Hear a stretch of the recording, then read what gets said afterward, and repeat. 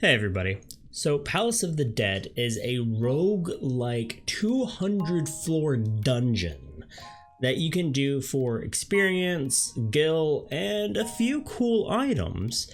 So here are a few tips that can make your experience in the palace a little bit better.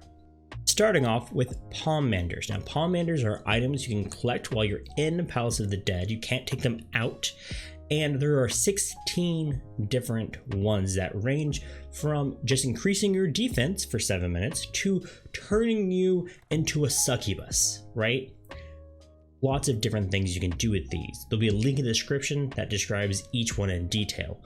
But I wanted to highlight 3 in particular that I think are the most impactful and most useful to anyone in almost any situation.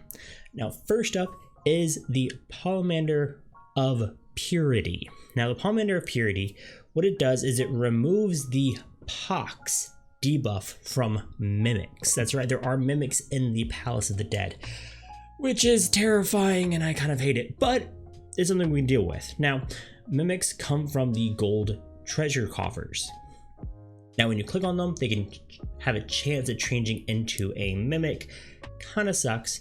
And the thing that sucks even more about it is they can give you a debuff known as Pox that damages you over time, stops you from regenerating health, and decreases your damage output. Next one I want to talk about is the Pomander of Rage. Now, the Pomander of Rage turns you into a manticore. While in this form for 60 seconds, you can one-shot any enemy besides bosses. Now, there is a small caveat to this, and that is if you get the floor enchantment, right, which is a randomly applied enchantment every time you load up a floor, that disables knockback, you're out of luck. You cannot use the Manticore form to its fullest potential. Because what's interesting about the Manticore form is that when you change into it with the Pomander of Rage and you hit someone, the actual damage comes from the knockback component of that attack. So if you can't do knockbacks, well then you don't one-shot things and then it's kind of a waste to use a Pomander of Rage.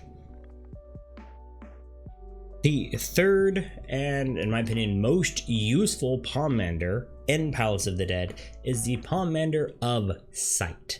Now what this does, it reveals the entire current floor's map, locations of all of the treasure coffers, and any hidden traps.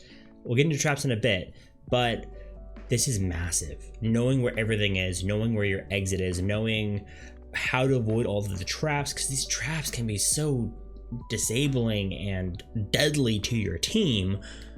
Having that is amazing. So whenever you get a Pomander of Sight, once you move to the next floor, pop it. It's always a good time to use a Pomander of Sight. Moving on to traps. Now there are many traps in the Palace of the Dead. There are 5 different traps actually. And what's unfortunate is that they're all invisible unless you reveal them with, say, the Pomander of Sight. So you need to try to avoid something you can't see, and here are some tips to do that. First off, know where they can spawn. So traps can spawn in any room besides the starting room and hallways. So whenever you're in a hallway, you're safe. If you're passing back through where you started the floor at, that same room, you're safe. The next big thing to know for traps is they usually spawn more to the inside center of the rooms, right? So if you stand literally on the walls and stay on the wall as you're going through rooms, 90% of the time, you're going to be missing all of the traps. Now, with that in mind, what you could do with finding monsters is either stand in the hallway where traps don't spawn, use a range attack to grab a monster, pull them back into the hallway, that way you're safe, or travel along the wall of a room, use a range attack, pull them to you, and fight from there. That's gonna be your best bets on avoiding these traps.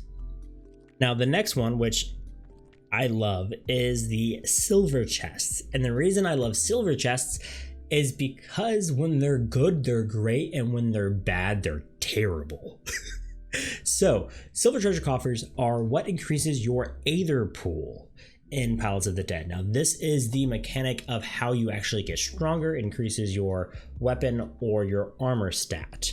So every time you click on a silver chest, it will either give you a chance at increasing one of these pools, or it will blow up in your face, dealing 80% of your maximum health. Yeah, that's maximum health, not current health, maximum. So if you're, say, a little bit low on health, you've taken a few hits, and you click on something, oh, well, then you're dead, right?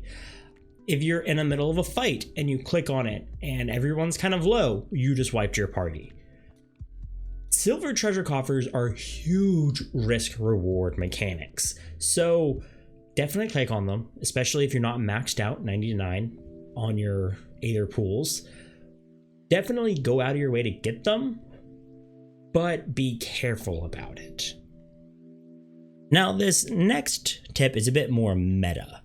It talks about, should you full clear a floor or just do enough to move on? Now, the reason I'm talking about this is mechanic-wise, for the Palace of the Dead, you have to kill a certain number of monsters to move on. You know if you've hit this number when the key icon of your map glows bright blue. So, when you're doing this, how do you decide? Well, there's a pretty simple thought process for it. And that is, if you're going through and starting at floor number 1, that means you're going to be starting at level 1, you'll definitely want to do full clears at first. Reason being is you want to stay ahead of the monster levels that you're fighting. You have to remember that in Palace of the Dead, the leveling system is very different from the rest of the game. It's actually independent from the rest of the game, and sometimes run independent. So when you first start floor 1, you start at level 1, you're going to be wanting to kill everything and get your levels up quickly. Now, once you're ahead of the level curve, we'll say, a level of the monsters you're fighting, then you can be a bit more picky and just kill the number of monsters you need to move on to the next floor. But constantly be checking your level and what you're fighting, because if you get outclassed level-wise, you're gonna have a rough time. Now, the flip side of this is if you're starting at floor 51, the other option for Palace of the Dead. If you start at floor 51, you're automatically leveled to level 60. Even if you've never taken this class into Palace of the Dead before, even if in the outside game world you're level 1, in Palace of the Dead, starting at floor 51, you will start at level 60. And that is the cap for Palace of the Dead. You can't go over that. Even though currently in the game, max level is 80, you're capped at 60 in Palace. So, with that knowledge, from 51 onwards, only kill the monsters you need to get through the floors as quickly as possible. Especially in random groups when you're doing floors 51 to 60 for really good experience. People want to go through, kill what they need to, and complete the run as quickly as possible so they can maximize their experience gain. Now, if you're going beyond that and you want to try to challenge the full 200 floors, you might do a different strategy so that you're more optimizing getting as many Pomander as you can or something else. But in general, you're not going to get too much out of killing monsters when you're at the max level. And y'all, those are my tips. Again, I have been Lucid Faith. If you enjoyed the video, if you have any questions, make sure to comment, like, and subscribe.